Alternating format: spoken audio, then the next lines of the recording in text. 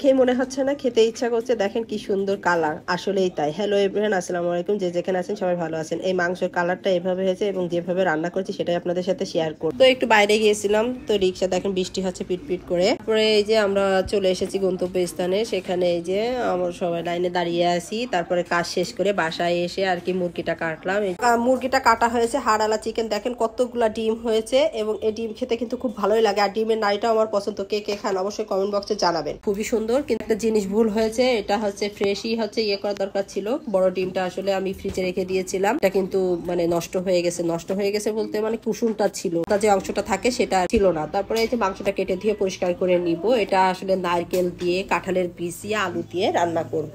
এটা খেতে কিন্তু খুব ভালোই লাগে। দেশি মুরগি ছোটবেলায় আম্মু রান্না করতো, অনেক খেয়েছি। এখনো বাড়িতে গেলে খাই। আমাদের যশোরে এভাবেই রান্না করে। কোন কোন এলাকায় কিভাবে রান্না করে সেটা অবশ্যই কমেন্টে জানাবেন। তো তেল দিয়েছি, তারপরে মাংসগুলো দিয়ে দিব, লবণ হলুদ দিয়ে এটা কিছুক্ষণ ভাজি করে নিব। ভাজি করে নিয়ে ওই পাশে আমি মশলা করেছি জিরা, ধনিয়া, আদা, রসুন, পেঁয়াজ, গরম মশলা যা আছে সবকিছু, শুকনা মরিচ সবকিছু একসাথে দিয়ে বেটে এই যে মাংসর মধ্যে দিয়ে এই যে ঝোলের পানি মানে সামান্য একটু দিয়ে কষিয়ে নিব। আর হাড় চিকেন যেহেতু একটু সময় লাগবে কষাতে, তো খুব সুন্দর করে কষাবো। এবং দেখেন কালারটা আমি দেখছি যে সিদ্ধ হয়েছে কিনা, এখনো সিদ্ধ হয়নি। আরো একটু গরম পানি দিয়ে সিদ্ধ বসিয়ে দিব। এই যে কষানো হয়ে গেছে। এই পর্যায়ে আমি হচ্ছে আরো কিছুক্ষণ রান্না করে নিব। রান্না করে দেখেন তারপরেও দেখছি যে এবার তেল উঠে আসছে। তেল উঠে আসলে তখন আমি যে নারকেল, আলু, কাঁঠালের বিচি এইগুলো সব দিয়ে দিব। এভাবে রান্না করে দেখবেন, অনেক মজা হয়। কাঁঠালের বিচিগুলো নিয়ে কেউ আবার হাসাহাসি করবে না, কারণ এভাবে খেতেই আমার ভালো লাগে। সবকিছু সাদা আমার পছন্দ না। যে এটা যেভাবে পছন্দ করে সেইভাবে নারকেলগুলো পিছন থেকে দিয়েছি, যাতে নারকেলের ভিতরগুলো, আমি আবার নারকেল পিছনে একটা না ছুলেও দিয়ে থাকি। তো এভাবে একবার রান্না করে দেখবেন। আবার গরম পানি দিয়ে এটা কষাবো মানে সবকিছু সিদ্ধ হওয়া পর্যন্ত।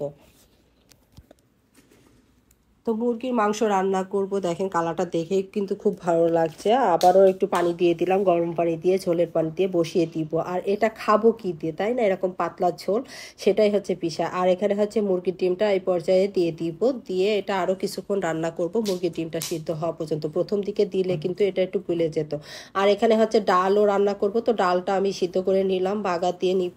আর এই যে দেখেন আমার ফাইনাল লুকটা, খেতে কিন্তু দুর্দান্ত স্বাদ। আর এটা খেতে হলে অবশ্যই অবশ্যই আপনাকে চিরটুটি থাকতেই হবে, কারণ যশোরের মেয়ে আমি, যশোরের বউ। তো সবকিছু মিলাইয়ে চিরটুটি না হলে চলেই না। তো এখানে হচ্ছে চাউলের গুঁড়া নিয়েছি, লবণ নিব।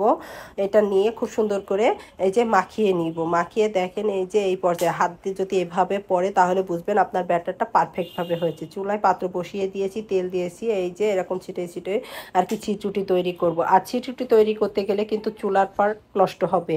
আর আমি চিরটুটি তৈরি করেছি। চুলার পরে যদি নাই বোঝা যায় যে বাসায় আজকে চিরটুটি তৈরি করা হয়েছে, তাহলে কিভাবে হবে? দেখেন প্রত্যেকটা চিরটুটি কি সুন্দর হচ্ছে। আর এরকম পাতলা ঝোলের সাথে খেতে কিন্তু খুব ভালোই লাগে। আমার এদিকে চিরটুটিগুলো বানানো শেষ হয়ে গেছে, আর আমি ওই পাশে পরিষ্কার করে নিয়েছি। এই যে দেখেন প্লেটে এরকম একবার রান্না করে দেখবেন, খেয়ে দেখবেন, খুব ভালো লাগবে।